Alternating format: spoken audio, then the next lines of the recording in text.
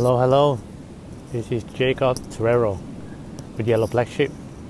I am currently in San Diego, sitting at the beach, watching the wave in the morning, early morning, casting weather at 8 a.m. Quite slow and mellow here, and very relaxing with my decaf latte. Haven't drank Starbucks for a while. Just give you a couple updates on my traveling, living a hobo lifestyle, taking up women, being a lover. It's not all glamorous as it seems, but it's really free and liberating, Tom would say.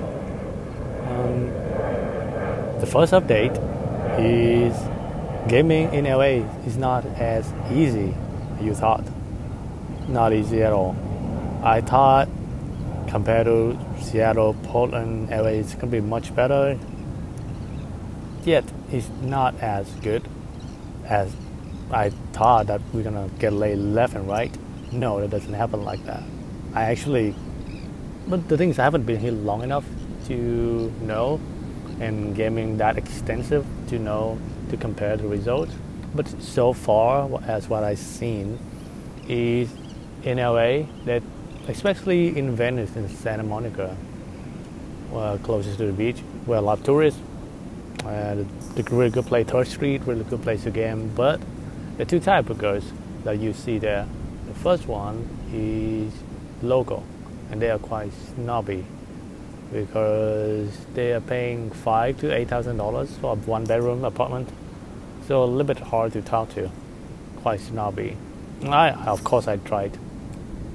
And the second type is tourists, which is very friendly, especially European from Asia. I don't talk to Asian because I don't know, but European really friendly, German, French, Costa Rica. I got a lot of instant date, but the first problem is I don't have a place to point to. The second main problem that most guys will have meeting tourists here in LA is they have, compared to other city, the tourists here, they have so much thing to do on the list. They have 20 things they want to do in 2 days. So even if they like you, they just don't have the time to fit you in. Even if they're really into you, your game is on point, it's a very small chance that they would just skip everything on the list to hang out with you all night, all day, or go with you for a few hours, because they have maybe 5 to 8 hours to see things, and if she see you for 2-3 hours, like half of the time to do everything that they planned for the whole year. So it's less likely that they would do it. Probably some guy could, but so far as I've seen, compared to other city that I lived in, when tourists, they do like 2 to 3 things, they ran out of things to do. So they have the whole day to spend with you, or they got nothing else to do. So they really likely to just go and sleep with you, or just hang out with you a lot, spend more time with you, compared to this. So, and the third problem that I have here is every time a dating coach run a boot camp, they fucking go to 3rd Street in downtown LA or Santa Monica, Venice, because it's very good for beginner, because the tourist is very friendly. The beginner just say hi, just go stop and talk to you for like 5-10 minutes, and that's mind-blowing for beginner. So then the dating coach will get really good reviews and word of mouth. But the thing is, I bet not many of them get laid. You can get a number easy. WhatsApp number is very easy. So for beginner, that is like mind-blowing. So very good and most of the time on the boot camp is beginner that never approached before. So that's why I don't recommend go on boot camp unless you get into intermediate. Otherwise, you don't really learn anything. You can do everything, approaching or just the basics open by yourself. You don't need to spend thousands of dollars to do that. But I guess most guys did that. And the problem with they running so much boot camp, there is the local they already snobby. They got hit on so much and so often. So the next guy gonna stop her. She's like, nope, I'm not gonna stop. So that's also make it harder for the local that live here, because they got approached so much, and approached badly because there's so many beginner. So that's the logo here. Pretty much, if I see a logo, I usually I just kind of don't waste my time. But sometimes I'll do it if it's really hot. But mainly tourists, but not got a lot of incident with tourists, but haven't got any notches from tourists yet. So that's very interesting too. So far, that's the how the dating and day game seems in LA. Like, I'm not sure about night game because I did not go to bar or club here. So if anyone night games, let us know in a comment at the Discord group. And the second update before we go into the podcast is I will put out another travel vlog soon. I am in San Diego. I took 5 hours bus in total. Came here to buy a minivan, semi-converted with a bed with a solar panel on for a very good price because there's some issues that I couldn't register the smoke for from a hippie girl. And after I had the mechanic check, pay $120 for the mechanic to check the car, everything seemed good. And there's some issues that I have to deal with it later. Like I couldn't register under my name here because they had to fix it, and it's gonna cost, I don't know, maybe $1,000. I paid $1,500 for the minivan, $1,600. Maybe you have to put more money to register it here. I haven't decided what to do with it yet. I just saw the van. I just know I have to buy it for that price, and I might live in it. I might sell my own car and live in the new van with more space. Or I might rent it out. I saw some people rent out their car here for people to live in and make $500 a month. You don't need a house to make passive income, so I might rent it out. Actually, I want to put up some ads. We'll see what happens. I might sell, fix it up a little bit and flip it. I might build it into a proper van and flip it or live in it. I don't know yet. I'm just going with the flow here. I just know it's the right thing to do. Sometimes you have to trust your gut, and I did this time. So I took the 5-hour bus, took the risk, even though I used my last paycheck because I'm quitting. My job ended next week, so I used my last paycheck to buy the van. Even though I don't have a lot of saving, I just know I just have to buy this one. Luckily, I got it less than I initially thought, so that's a good thing. Just have to figure out next step. So that's the second update. We'll put out a vlog for that travel vlog soon, as episode 3. And the podcast today about is being a lover. And I did one video about PUA evolution where I tell you the difference between, I touched briefly on the difference between player and lovers. I'm gonna go a little bit deeper on it today, maybe and I will make another podcast about when to be a lover or players in this economy. Recession different from booming economy, player versus lover. The next podcast will be about that. This one will be being a lover, and this is more of a intermediate podcast, I would say, for beginners. You don't need to know much about lover, provider, red pill, and just approach and take action to change your dating life. But for intermediates, when you already have some experience, you got laid, you have in some sort of relationship, you got beta lights, you become beta, you become needy, you're scared to go away, you have a bad relationship, you break up, you've been through some sort of relationship, some sort of dating experience, sexual experience, then this one might be for you. There's a big difference between lover and player, actually. And if you can see that being a lover is being in love with the game, and being in love with women, being in love with the adventure, in love with life. When I saw so many guys, even last week I came gaming on the campus, and I saw a guy, he's gaming, and I stopped him, hey, you gaming, you day gaming? He no, he looked very negative, walk away, and the way he opened, he says, doesn't seem to enjoying it. And I know, yes, sometimes it does feel like work with day gaming, but it should feel like that. Maybe shouldn't feel like that more than 30% of the time. If you feel like work 80% of the time, then you should find some other hobbies, like Tom said. Why force yourself doing that if you don't enjoy the process or don't love women? Yeah, there's so many other things to do. And I guess the difference between player and lover is, are we going to go over pros and cons of both and the differences and how it starts, how it ends? For players, they're more of a mysterious guy, kind of avoidant guys, kind of like don't give the guy attention. They don't feel a lot of emotion for the guy. I've been on both sides, surprisingly, because I have some sort of split personality that I've been on both sides, both the player and lover.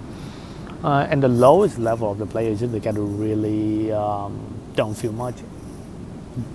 They have sex and then they have to move on to the next girl because they can't stay. They feel like they can die. They stay. I have friends like that. I know. They don't feel a lot of pleasure even having sex with a girl. I've been there too. Or being with or hanging out with a girl. They just have to find the next. It's never end. And for the lover he loves women, and when he get attached easily, and he want to be with a girl and he want to see her again multiple times. That's the pros, but the cons is he can get very needy. He can get attached and get fatalized and scare the girl away. So that's a lower. But the good thing is he loves the process. He doesn't hate the process. He doesn't hate women. And players, the vibe of the player is more like mysterious guy, kind of more of a. Let me take a sip of coffee here. Oh, coffee's getting cold. Players is more. I mean, you probably see guys that throughout your life, they're more like they don't treat girl very well, even though some girl love that, especially girl with issues. And I did that before too. Didn't end very well for both sides though. Usually, yeah. And players, they usually try to win at all costs, no matter if other people lose. They would, as long as they win, they don't care. It's good and bad in that sense. And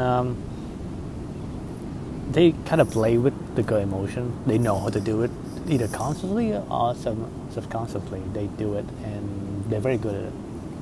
But the thing is, it's always end up bad for the girl or them. It's the relationship, either it's a one night stand or a few months or a few years, it's always end up bad. And the girl had a bad experience with the guy, so it become like it's like he pissed in the pool for everyone that's swimming in there. So they don't leave women better than they found them. And the difference with the lover is the vibe of the lover is more of a playful, enjoying, and kind of honest, respectful. Not in a beta way, needy way, but more of a when the girl give him open up to him physically, emotionally, he respect it and he being honest. He doesn't do bait and switch like Tom was it. He be honest, like this is one time, or I want to see you again. And he being honest with what he want, and if the girl doesn't, and with rejection as well, the main way to rejection is when the player deal with rejection, is like you're lost, not a big deal, it's not worth it, you know. So it's kind of good for beginners to take on that mentality, because most of the guys that start out, they've been needy for so long. So, but it's not a good place to stay with. That's like more of the player way how to deal with rejection. Well, I forgot about her like in 5 seconds. I don't remember who she is. Her loss. I'm such surprised. You don't know. It's good and bad. With a lover, is you would just yes, I understand. I mean, I love to see you again. I love to have coffee with you. But if you not interested, and I totally understand. And you actually feel that way. I understand. Like and also it's kind of your loss too, because you're missing out opportunity to meet maybe an interesting girl, because otherwise you wouldn't approach her in the first place. So you wouldn't lie, you say, oh, she's not worth it. Then why would you talk to her? Why did you ask her out? So accept it, and the acceptance is that part of rejection is it may be of a intermediate and advanced level, I would say. I still very new to this, kind of going to being a lover, being a seducer, versus being a player, a manipulator. It's very different. Also, in the past, I would say all I was trying to do is being a player, and I thought that's the only way. I thought that was the only way, and I shut down a part of me because I wasn't born like the two type of people, or guys in general, people in general, they call attached and avoidant. Avoidant is more like they don't feel a lot of emotion, they don't feel pleasure, they just can't stay with one person. The attached, they prefer to stay with one person, versus even they have multiple goals, they still want to more something stable versus constantly changing. There could be some intertwined there, but there's like two main type of people in general. If you can look up anxious attachment, avoidant attachment, it could be very mental health thing. But in general, there are two types of people that usually I thought I didn't do research for my own mental health. And so what happened to me was I wasn't that kind of player. I wasn't the avoidant guy. I wasn't the guy that don't feel much and just get a girl and move on and doesn't care if I see her again or doesn't care about rejection. But I thought that's the only way to get good at the game. So I did that for years and years. And finally, about 2 years ago, maybe a year ago, or two, I don't know, before Tom passed away, I went through a really tough time that I finally got a really attractive girl, and I was so good at playing the game, and she was so into it. And she slept with me, and then the part that I shut down was on that we call it the inner child from like mental health, whatever you call it. It's been starving for so long because I kind of shut it down. I don't need friends, I don't need family, I don't want to do it game. So when you finally get the girl that you really want physically, and she also interesting to hang out with, then that part come off like fuck, now I want to see her again so bad. I got so needy and I scared her away. It happened before in the past, but I didn't know why. But now I know, because you kind of starve yourself from affection so much. That's why the affection addiction happened, because you didn't. Yes, no. The podcast of Tom about the affection addiction is really true. You need all the source of oxytocin, but I also want to put on top of that is, even you do have other source of oxytocin, but if you're the type that not the avoidant type, guys, and you daygaming or you gaming or you go into with sexual relationship or just romantic relationship in general, that you try to be the player and try not to get attached, not to feel emotion, just try to move on next, try to get more girls, try to get more notches, try to get 5 girls in rotation. I did that, but you kind of lost out the affection from the romantic relationship, which you need more than the avoidant guys.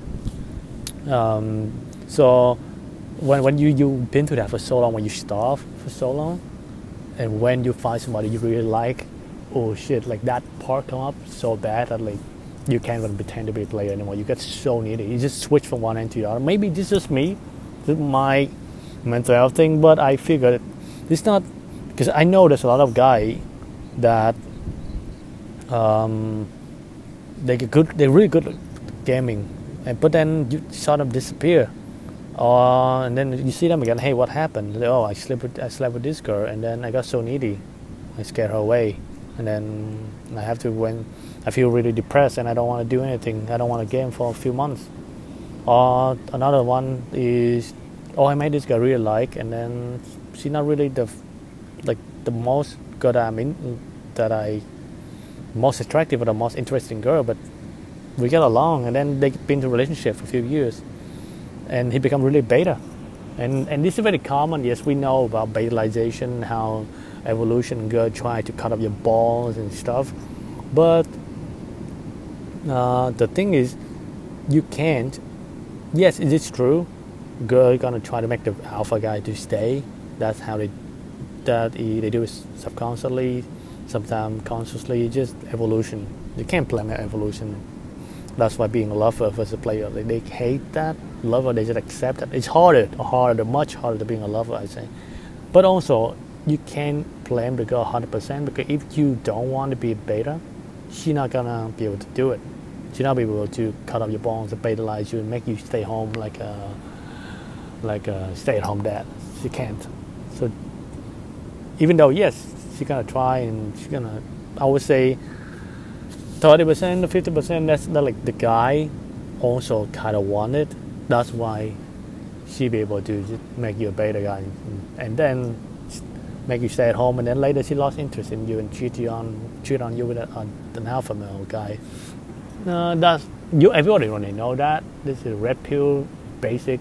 There's so many content out there to do that, but most of the thing at the time that I see, they saw black and white between red pill and beta guys. And like, either you be a player, you sleep with tons of women, or you be a beta and women cheat on you and they just friends on you and take advantage of you. But I think being the lover is somewhat in between, that you accept the evolution, you don't hate on it. You know the women going to betalize you. They might cheat on you with an alpha guy. They might try to beta you and cheat on you with an alpha guy, or they only like you when you're alpha. They're like all the cons that you see in the red pill. That is true, but the lover accept that, like, hey, I accept it, I understand it. Not only accept, but you also understand it. Hey, this is evolution. I know it's part of life, part of the game, part of life. I understand, I accept it, and I do not blame or reproach you for that. I understand and I will accept it. So being the lover is it's harder to explain, it's harder to put into a sign, to a book, to make you understand this is ABC, this is black and white, this is beta, this is alpha. It's very hard to do that as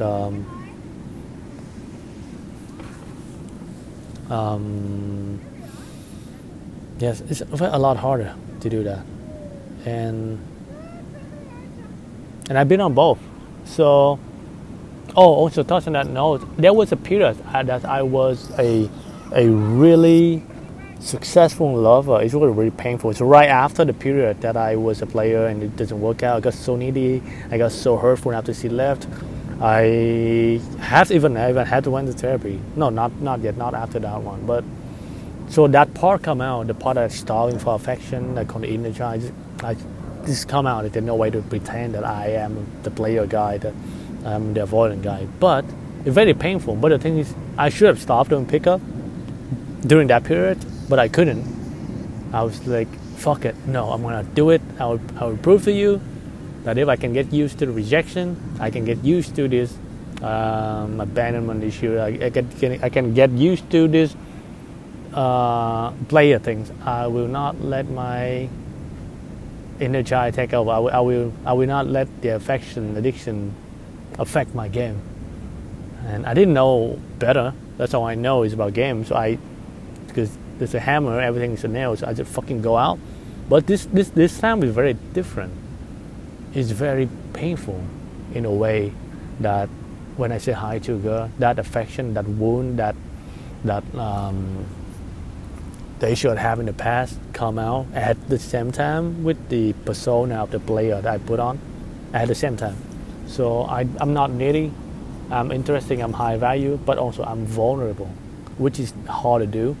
And I'm kind of working on that right now, but it's not easy. But during that, I was able to do that. I'm vulnerable because I was in so much pain that I don't care anymore. Like, yes, fine, you reject me, that's fine. If you hurt me, that's fine, I don't care.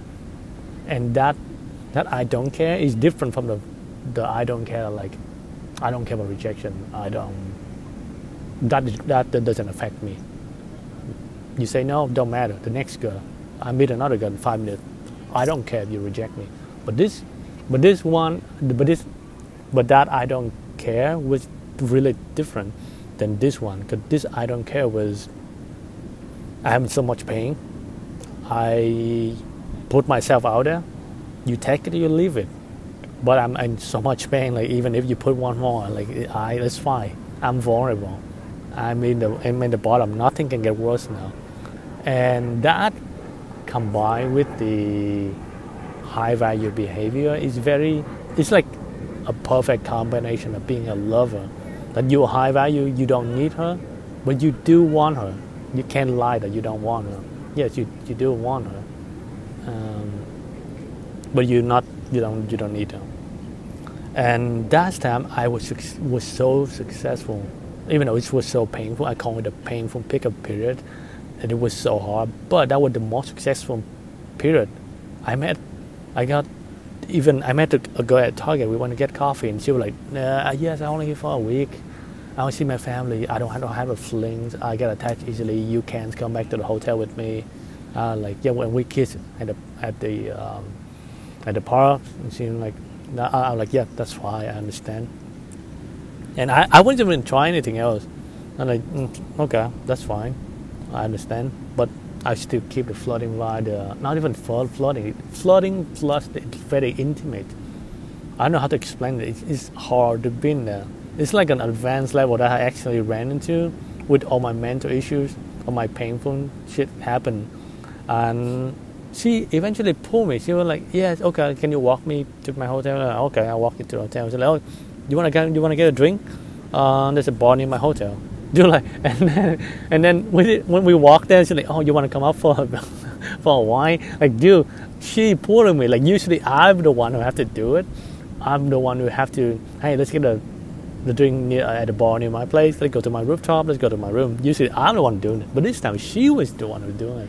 Interestingly, we didn't sleep together that then and there, but she wanted me to come back the same night, and we slept together.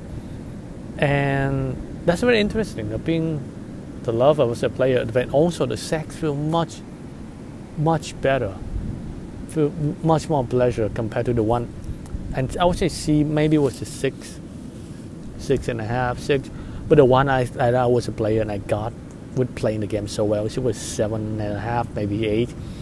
But all I felt with her was just wet. I don't feel any pleasure. I just try to perform, make her calm, and I did it. But then it's all about performance, achievement. You never actually feel anything. It doesn't feel good. And that's the first time I feel like, wow, like all I felt is wet, and it doesn't feel like sex. Why am I doing this? Versus the girl that's 6.5.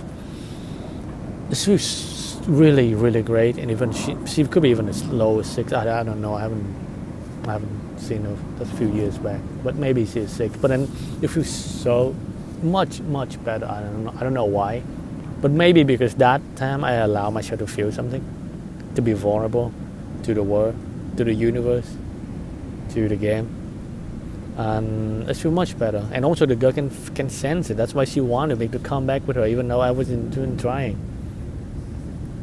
And you can argue, yes, because she is 6, but no, like I met girl at 6 and they wouldn't do it unless I tried.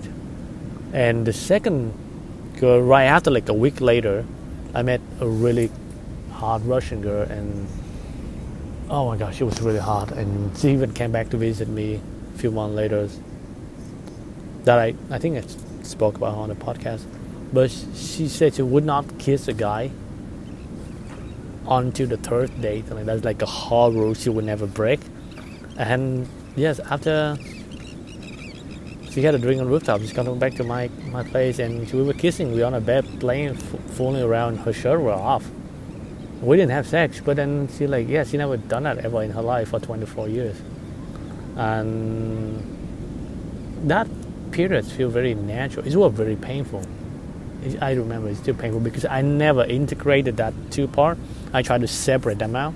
So when the other part took over, it's because it's like you haven't drink water for so long, or you eat too much salt, and now you just drink so much water.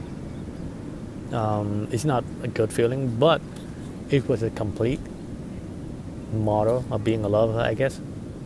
And I've been trying to get into that state ever since, but I wasn't able to because it's hard to be vulnerable to the world, to the universe, and accept the rejection, accept the pain, and being honest with the world, with the girl, with yourself.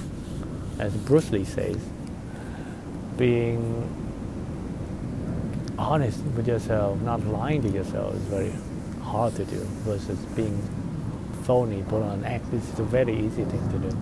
But being honest to yourself is very hard. So being a lover is more being honest to yourself and being honest with what you want and how you want it. And let's see, we have, yes, about 30 minutes now. I want to touch on the lover versus provided in different time of recession, how economy affect both politics, economy, and religion, different periods of the war, how those affect lover and provider. But I'm going to go over that more deeply on the next podcast. But today would just update on my journey quickly about being a lover, because I sometimes you have to trust in life, as Casanova would say, trust in life, trust in the universe, that not in the religious war way, but just trust in life that everything happens for your benefit. The good thing happened because you deserve it. The bad thing happened is just so you can overcome it, so you can get the next best things. And being vulnerable to life too, like accept it. It's okay, like things not always gonna turn out well, and just accept it. Don't act like it doesn't affect me, no big deal. Yes, at the beginning you should do it. Yes, no big deal, that's fine. But after a while, no matter what kind of rejection or hardship that you're going through, just accept it. Yes, it's okay, it's happened. I understand, I accept it. I'm gonna deal with it, but I'm not gonna act like it doesn't affect me, or I'm gonna try to not feel it. Just like the player, like I don't feel rejection, even though he does. Maybe some of them don't. I don't know. So being a lover, love the process, love the game, love women, love life. It will make your game much better, and even if it doesn't, it will make your life much more enjoyable. I'll see you guys in the next podcast. Ta-da.